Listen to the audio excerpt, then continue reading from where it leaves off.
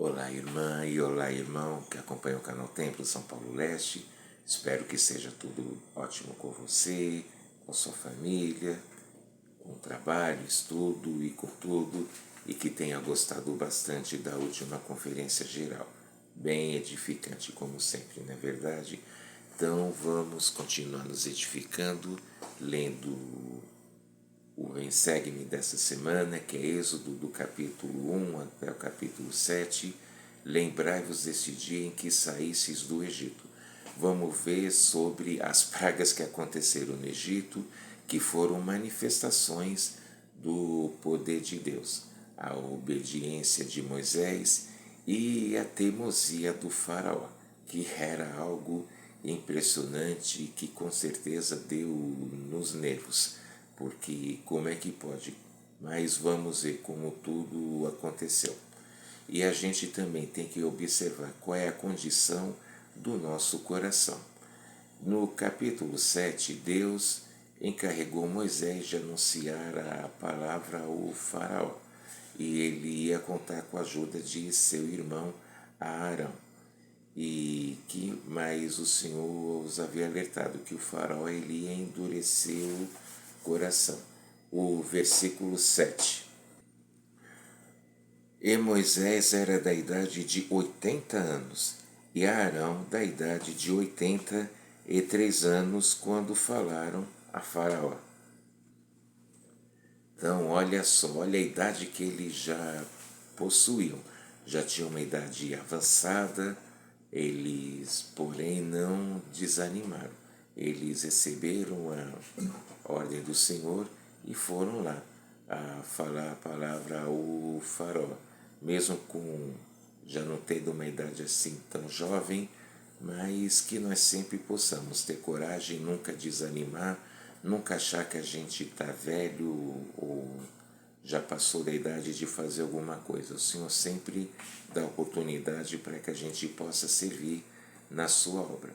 Ao chegarem lá, o faraó exigiu sinal, que é uma coisa muito comum. Muitas pessoas falam, eu só acredito se eu ver, ou se acontecer isso, ou se acontecer aquilo, mas o Senhor já os havia preparado. Versículo 10. Então Moisés e Arão foram a Faraó, e fizeram assim como o Senhor ordenara. E lançou Arão a sua vara diante de Faraó, e diante dos seus servos, e tornou-se em serpente. Então, olha a situação, né? Imagine tá lá, né? E de repente alguém tá lá com uma vara, jogar e ela virar uma serpente, ou seja, uma cobra.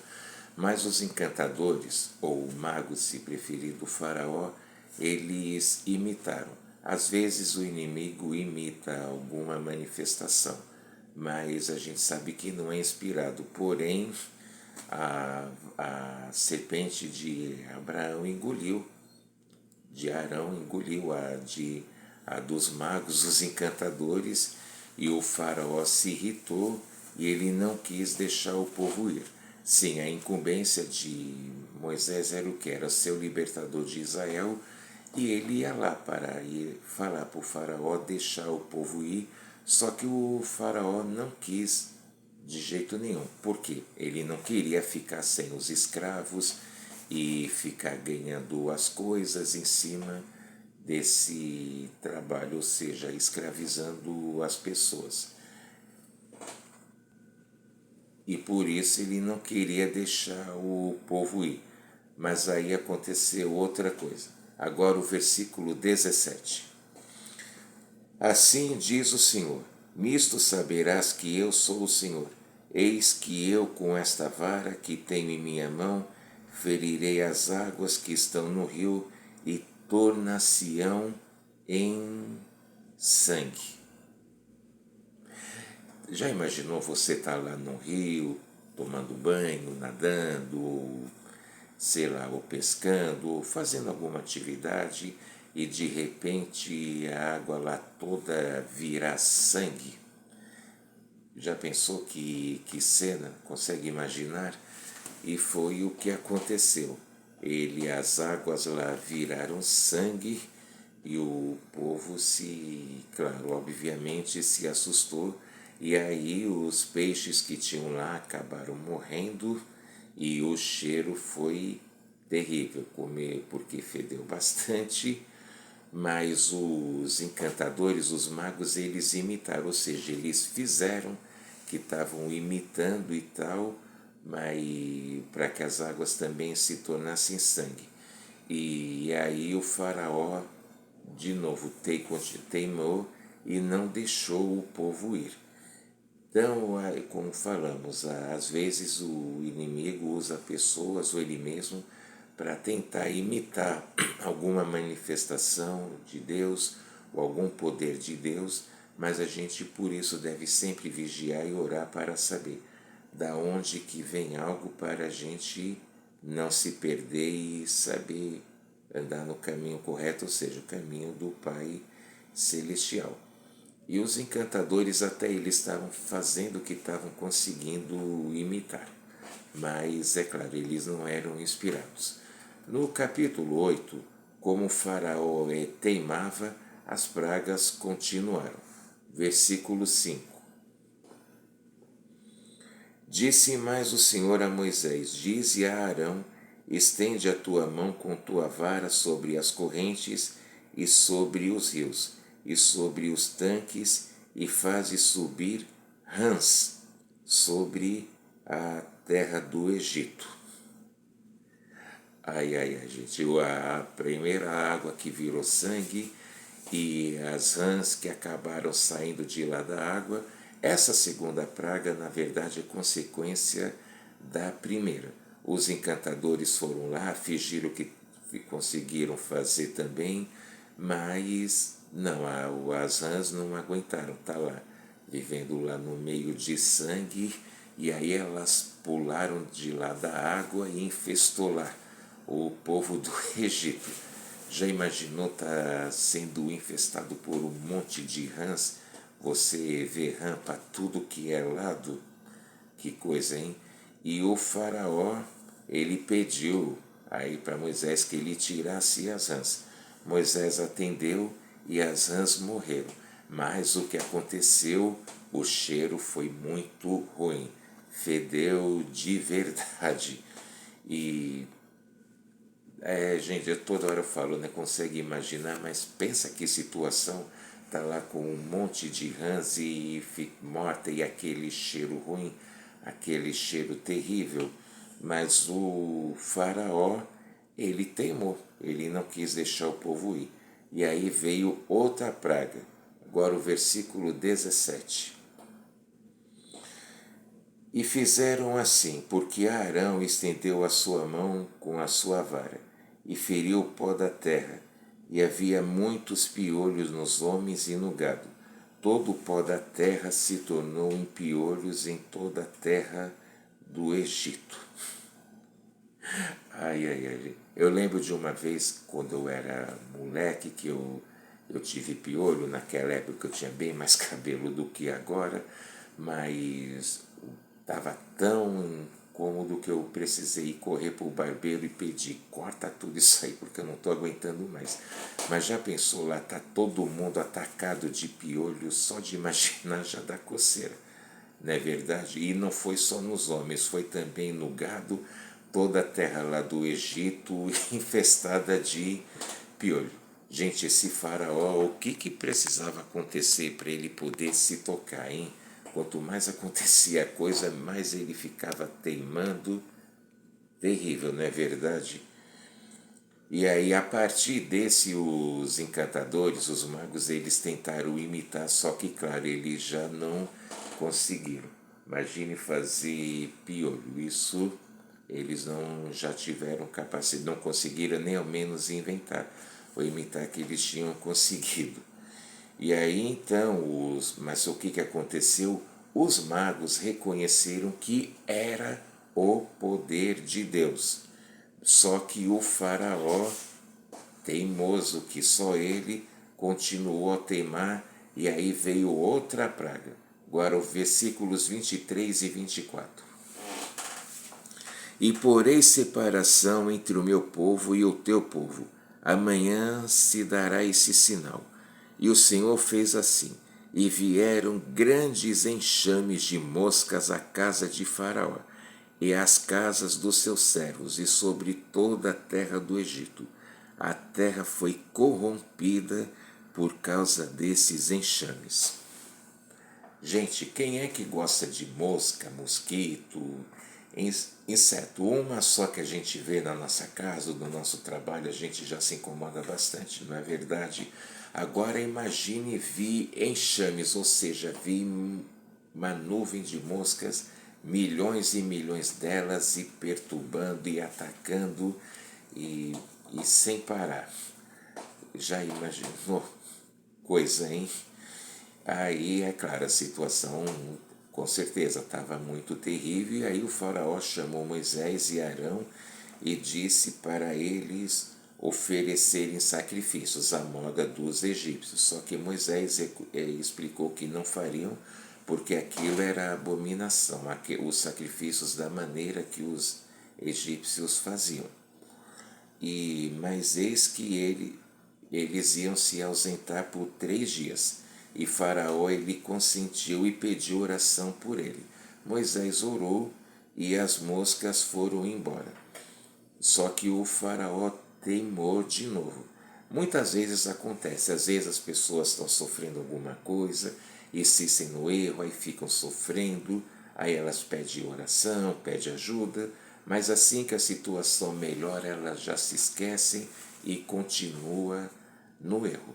É fácil hoje a gente criticar o faraó, mas quantas vezes também a gente não fica teimando com algo que não nos dá futuro, que não nos dá algo de bom e que a gente acha que é importante, e quantas vezes também.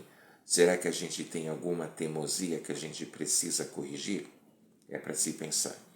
No capítulo 9, o Senhor ordenou a Moisés que voltasse lá e pedisse a libertação do povo, e eles se recusaram. E aí o que aconteceu? Versículos 3 e 4. Eis que a mão do Senhor será sobre teu gado que está no campo, sobre os teus cavalos, sobre os jumentos, sobre os camelos, sobre os bois e sobre as ovelhas, com pestilência gravíssima. E o Senhor fará separação entre o gado dos israelitas e o gado dos egípcios, para que nada morra de tudo que for dos filhos de Israel. Aí agora dessa vez já não atingiu só o povo, atingiu os gados, os animais em geral. Mas para que reconhecesse somente os animais que pertenciam aos egípcios foram atacados com esta peste grave, enquanto que o dos israelitas não sofreram absolutamente nada. Mas mesmo assim o faraó teimava, e aí veio a consequência. Versículos 10 e 11. E eles tomaram a cinza do forno e puseram-se diante de Faraó.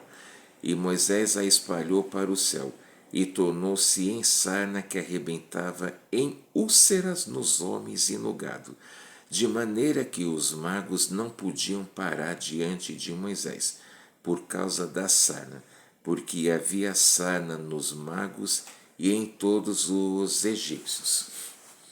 Conhece aquela expressão, está procurando sarna para se coçar? O faraó tanto fez que acabou arrumando para todo o povo dele, né? De modo que eles ficaram até atingidos por úlceras. Não somente os homens, como também o gado. A gente fica, o que mais precisava acontecer?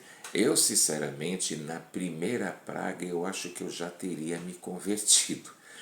Então a gente vê que nem sempre sinais a pessoa pede porque ela tem fé, não, é porque a pessoa é dura de coração, é adúltera, como as escrituras pedem, e o faraó, mesmo vendo tanta coisa, mas tanta coisa, ele ainda continuava a teimar, porque ele não queria ficar sem os escravos. E o Senhor falou a Moisés que os sinais eram enviados para que ele, o Senhor, fosse reconhecido. Viu que logo lá na terceira praga, os magos lá os encantadores do faraó reconheceram. Ele reconhecia na hora que queria o alívio, mas assim que se livrava de uma praga, ele ficava ainda mais teimoso. Então, e quem não obedeceu era castigado e foi atingido, e continua a acontecer as coisas. Agora o versículo 23 e 24. E Moisés estendeu a sua vara para o céu, e o Senhor enviou trovões e saraiva, e fogo corria pela terra, e o Senhor fez chover saraiva sobre a terra do Egito. E houve saraiva e fogo misturado entre a saraiva, muito pesada, qual nunca houve em toda a terra do Egito, desde que veio a ser uma nação. Essa saraiva quer dizer o quê? Uma chuva forte. Sabe aquelas chuvas que você se assusta, aquela tempestade que provoca até enchente, alagamento, inundações? Então, mas foi uma chuva fortíssima que eles receberam assim, mas também junto com a chuva também veio fogo. E imagine então essa situação, água e fogo ao mesmo tempo. Aí fico pensando, como será que já devia estar a cabeça dos egípcios diante dessa situação? E o faraó, ele reconheceu que ele e seu povo, eles eram iníquos, e pediu a Moisés que orasse. Olha só. E aí a saraiva, a chuva e o fogo cessaram. Mas assim que cessou, o que aconteceu? O faraó, ele voltou a teimar. Aí no capítulo 10, o faraó continua com o coração duro. Mesmo Moisés o advertindo, mesmo com todas as coisas que já haviam acontecido, aí veio a outra praga. E os servos de Faraó começaram a dizer para ele libertar o povo. E aí, versículo 13. Então estendeu Moisés sua vara sobre a terra do Egito, e o Senhor enviou sobre a terra um vento oriental todo aquele dia e toda aquela noite. E aconteceu que pela manhã o vento oriental trouxe os gafanhotos. Você com certeza já deve ter visto algum gafanhoto e tal, e sabe o que ele faz. Agora imagine um vento que durou um dia e uma noite toda e trouxe com certeza milhares ou milhões de gafanhotos para ficar lá, perturbando a terra do Egito. Esse faraó realmente, hein? Vamos falar sério. E aí, mais uma vez, o faraó ele pediu perdão e ajuda, só que aí veio outra coisa. Versículo 21. Então disse o Senhor a Moisés: estende a tua mão para o céu, e virão trevas sobre a terra do Egito, trevas que se possam apalpar. Ou seja, eles iam ficar na mais total escuridão. Eles não iam conseguir enxergar nada, iam conseguir tocar, apalpar as coisas, como fala aqui, mas lembra, por exemplo, quando falta luz elétrica, ainda mais de noite, é chato, a gente corre para pegar vela, mas eles nem isso conseguiram, eles ficaram 3 dias lá na escuridão total. Que coisa, hein? E aí o faraó, ele estava começando a querer deixar, só que ele queria os bens dos israelitas, aí ele pediu que ficassem as ovelhas e vacas, só que Moisés não concordou. E ele, nervoso, que ele queria que seus caprichos e suas vontades fossem satisfeitas, o faraó, aí ele, na raiva, ele disse que Moisés nunca mais iria ouvir. E foi isso realmente que aconteceu. E Moisés falou que ia ser realmente dessa forma. O faraó ele não ia mais ver Moisés. No capítulo 11, ainda ia vir mais uma praga, que seria a 10ª e a mais terrível de todas, na minha opinião, claro. O povo ia poder levar joias e objetos de ouro a seus vizinhos lá para que eles fossem embora. E qual que ia ser a 10ª praga? A morte de todos os primogênitos, inclusive dos animais. Ou seja, todo mundo que fosse o filho mais velho ou filha mais velha ia acabar morrendo. Se você tivesse nessa época, você ia ser o dos que ia morrer ou os que ia escapar por não ser o mais velho. Coisa, hein? Aí no capítulo 12, cada família deveria pegar um cordeiro sem mancha, ou seja, limpo, macho, com 1 ano para o sacrifício. E eles tinham que passar o sangue na porta de casa e comer pães ázimos, ou seja, um pão sem fermento, fala aqui, com ervas amargas. Ai, ai, ai. E estou rindo, mas gente, já pensou ter que comer algo amargo? E deveriam comer por 7 dias. E isso foi a Páscoa. Pensou se hoje em dia fosse voltar a ser isso, comer pão sem fermento e com uma erva amarga? E aí chegou o dia, o versículo 29. E aconteceu à meia-noite que o Senhor matou todos os primogênitos na terra do Egito, desde o primogênito de Faraó, que se assentava em seu trono, até o primogênito do cativo que estava no cárcere, e todos os primogênitos dos animais.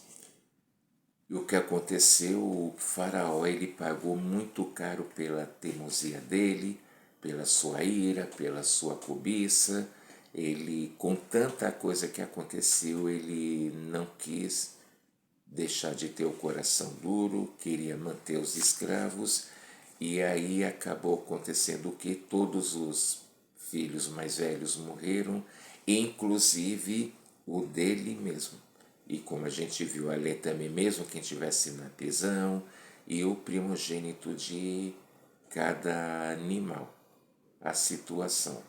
Então, muitas vezes a gente até fala, né? A gente tem aquele ditado, quem não aprende pelo amor, acaba aprendendo pela dor.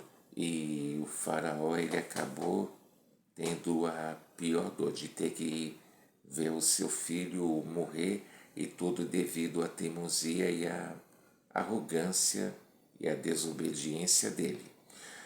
Aí o que aconteceu? Após isso, o povo de Israel ele foi expulso do Egito, depois de terem ficado lá por 430 anos. Lembra desde quando eles imigraram lá através de José do Egito? E eles levaram tudo o que era possível, eles receberam regras e partiram. O que nós podemos aprender com isso? Então, qual é a condição de nosso coração?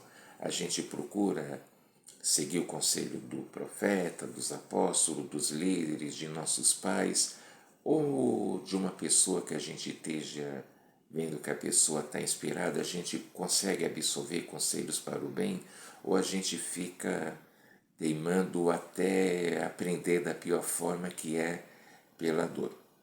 E aí no capítulo 13, o Senhor falou a Moisés, versículo 2: Santifica-me todo primogênito, todo o que abrir a madre entre os filhos de Israel, de homens e de animais, meu é. Ou seja, primogênito tinha que santificar, ou seja, tinha que consagrar ao Senhor. Isso é lembrança todo é em lembrança do sacrifício do Senhor, que ele é o primogênito do Pai, Jesus Cristo, e é o nosso Salvador e Redentor. Então a gente deve também se lembrar de consagrar tudo ao Senhor. E eles continuaram com a festa dos pães ázimos. Na partida, Moisés ele levou o corpo, ou seja, a gente vê aqui os ossos de José do Egito, para que ele fosse enterrado no mesmo local de seus pais. E aí no caminho o Senhor conduziu o povo. Versículo 21. E o Senhor ia diante deles de dia numa coluna de nuvem para os guiar pelo caminho, e de noite numa coluna de fogo para os alumiar, para que caminhassem de dia e de noite. Lembrando, claro, que naquela época não existia nada do que tem agora. Energia elétrica, lâmpadas, lanternas, ou enfim, não existia nada. E aí o Senhor providenciou a maneira, conduzia eles de dia, né, com uma coluna de nuvem para que eles soubessem a direção que seguir, e durante a noite com uma coluna de fogo. Então o Senhor sempre providencia uma forma para conduzir seu povo, para poder os ajudar e os auxiliar. Então, essa aula de hoje, eu presto meu testemunho que é importante a gente sempre se lembrar de tudo que o Senhor faz por nós, e lembramos de a gente sempre confiar no Pai Celestial, não dar conselhos a Ele, mas receber conselhos da sua mão, e da gente poder sempre, né, não endurecer o coração, ou seja, da gente abrandar o coração, e se tem algo que a gente precisa corrigir, uma ótima oportunidade para a gente refletir e para a gente poder, né, assim, para poder progredir espiritualmente. Dessa aula que eu deixo em nome de Jesus Cristo, amém. Mais uma vez pedindo, se você ainda não é inscrito, se inscreva no canal, não esquece de deixar o seu like, de fazer seu comentário, diz aí o que você gostou e aprendeu dessa aula, para que a gente possa aprender juntos. Muito obrigado, um grande abraço, até a próxima, tchau.